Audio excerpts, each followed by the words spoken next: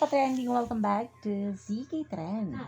Sa nakaraang question and answer portion ng Don Bell kasama ang TV Patrol ay kakaling pinag-uusapan ng madulas nga ito ang ating Belinda sa pagsasabi nga na tinatawagan niya pala si Donnie every morning.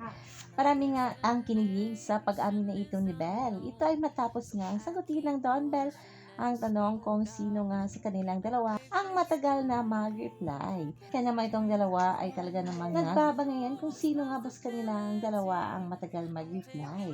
Kaya naman itong ating Bell ay napasabi nga na, I was calling you in this morning. At ang sagot naman ni Donnie ay, tulog ako noon. Kaya naman ang ganitong small gesture ng Don Bell ay nagbigay kilig nga na lahat ng mga bobbies.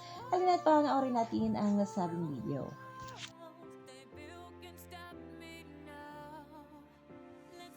Grabe, matagal mag-reply. Ito. Oh, hindi I reply again. Huh? I reply again. Really? Oh yeah, this morning is calling you ngayon. Anyway, tatampo na. Joke Hoy, lang. tulog ako nun.